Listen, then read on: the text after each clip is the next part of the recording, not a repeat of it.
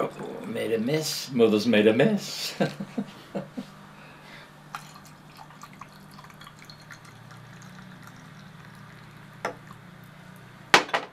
Beautiful.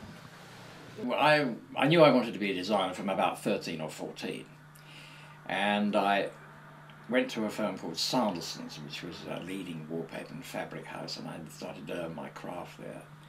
And then I got lucky early on, because I met an extraordinary woman called Grace Lovett Fraser, who at that time was a top designer. And she sort of took a fancy to me and looked after me a great deal. And then she got me a job at Peter Jones as an interior decorator, which was unheard of because I was very young. And there were only 4 interior decorators at Peter Jones. It was a very grand job. We used to go to sort of posh flats and houses and meet people, and we would be taken by a chauffeur-driven car. It was really something else. Not a lot of money, but a lot of prestige, and I learnt a great deal. And I thought, well, the world is my oyster. I can do anything. But I started not getting it. I thought, well, I'll freelance. But before I went freelance, I answered an ad for there was the top designer in those days called David Hicks. And anyway, I went for an interview, and I was really impressed because he invited me for breakfast, which was an unheard of thing in those days to have an interview at breakfast. And he lived in this round building, which was next to what was then there was called the Carlton Tower Hotel, just off Sloane Street.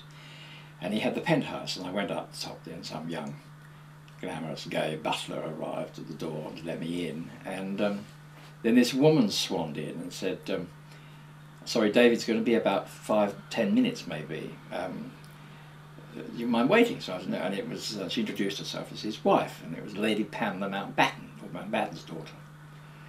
Anyway, we had the interview, and at the end of it, he said, look, I'll be frank, my father was a school teacher.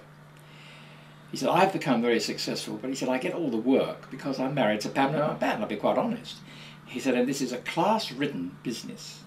There are only about half a dozen top designers in the country, and they're going to get all the work. You're not going to get much. He said, what I would do if I were you, I'd go to America. They don't care about your father and what you've done and where you are. When I arrived in New York, I stayed in a place called the Pickwick Arms Hotel, which was a small hotel, and in those days, a lot of people lived in hotels. They were a relatively inexpensive way. You had a room and got normal service. They changed the sheets a couple of times a week, which was nice. And I lived there actually for about several months. But of course I very quickly ran out of money. And I was quite worried. But then I found out, I can't remember how, that 2 of the directors from Sandersons, the firm I started working for, had bought a company in New York and were over here setting it up. And I found that they were staying at the St. Regis Hotel. Now they hardly knew me, I was an office boy, but they probably would remember me because I'm the sort of person you do remember. Anyway, I sat in the lobby of the St. Regis Hotel, and so they came in and I grabbed them. And they, to be fair, they were pleased to see me. And I said, what are you going to do? And I said, well, I'm looking for a job. They said, well, it's very fortuitous because we're looking for somebody to do something here. And they explained what it was. It wasn't what I wanted to do, but at least it would give me an income until I could get started. So I took it. And I was really a salesman. They stuck me into a motor car, and within 2 weeks, I was driving this bloody great limousine type thing with all these samples of fabrics and wallpaper and God knows what. And they sent me all up to New York State, and it was a terribly hot summer, and over 100 degrees, lumping all these samples in. I didn't know what the hell I was doing. So I happened to be walking along, and I've always worked on the premise that if you're going to ask the way, well, it's a bit like if I'm going anywhere, and the pretty way or the ugly way, I'd rather go the pretty way, even if it takes longer, because I think it's nicer. And there was a pretty woman. I thought, well, ask a pretty woman. She was a lot older than me. I was then, what, 29, and she was about 53 or 4. But the scaffolding was still there, you know, you could see. And I asked her, well, something was.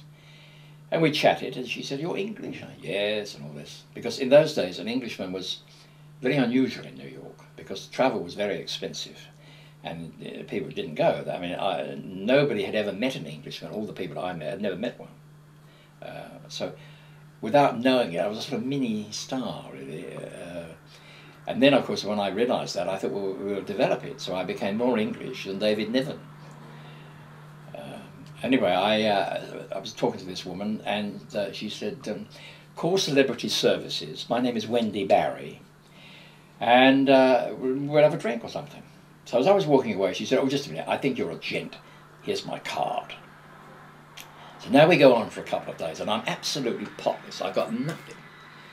And what I'm doing is I'm toasting myself with the little glass that you have. They have one glass in these hotels.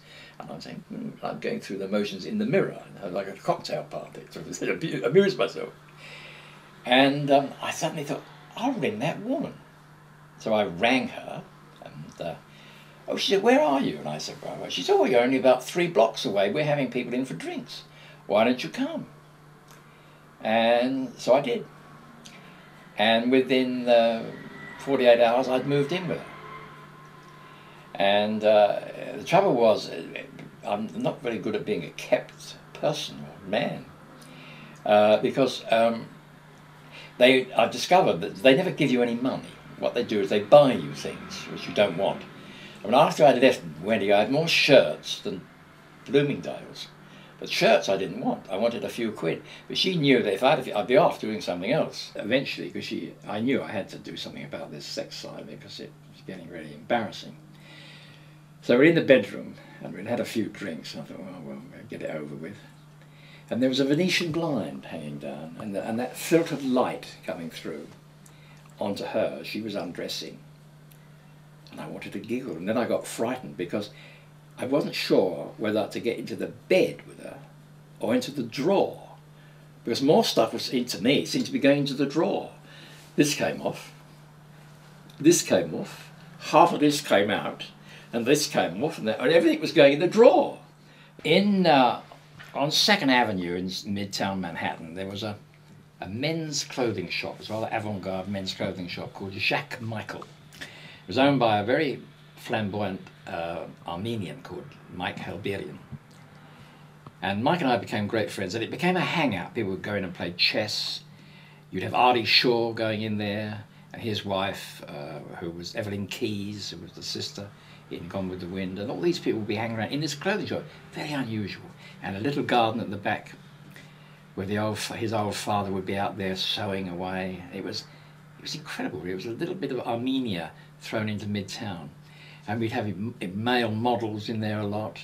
And I, in those days, had a reasonably good figure, and sometimes I would model some of the suits for him. Just, you know, when he had people come in, I'd put them on and I'd trot about.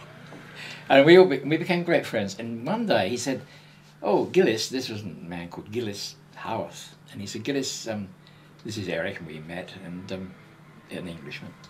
And Gillis said, well, as a matter of fact, I'm going back to England because my daughter has just made a movie called Exodus, which is coming out shortly. And there she is. And this vision was standing at the door. She was 17 years old and absolutely stunningly beautiful, blonde, tiny, petite, exquisite. So I met Jill, and she was very diffident and rather nervous, but we became inseparable. The magic was there. Nothing sexual, but purely a friendship, but magical friendship. And she had a boyfriend called Sal Mineo, or as that was called in New York, Sal Mineo. And I'd seen Sal a lot because he'd made a lot of pictures, and he was very hot at the time. And in fact, when he did Somebody Up There Likes Me with Paul Newman, who's just left us, the police were all out bringing the people back. I remember Paul thinking it was for him. It wasn't, it was for Sal, because he was a teen idol.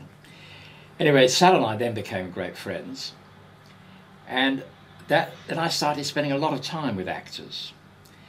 Because I've always found I had an affinity with them. I like actors. They're like children, really, but they've got a quality that I like.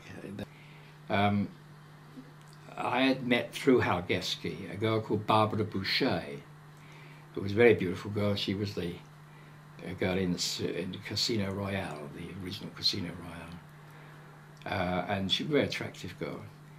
And we arranged to go to dinner.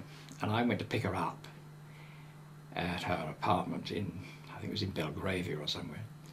And the door opened, and this incredibly beautiful girl standing there. And she said, "Are you Eric?" And I said, "Yes." She said, "Barbara won't be a minute, come in." And then Barbara came out and said, "This is Sharon Tate, this is Eric Williams, blah, blah, blah." And that was it. So that's all I met was just standing in a hallway. But I've never forgotten the vision. It was just incredibly beautiful. And then Barbara and I go off, and I take her to this Italian restaurant that was very in those days, in Soho.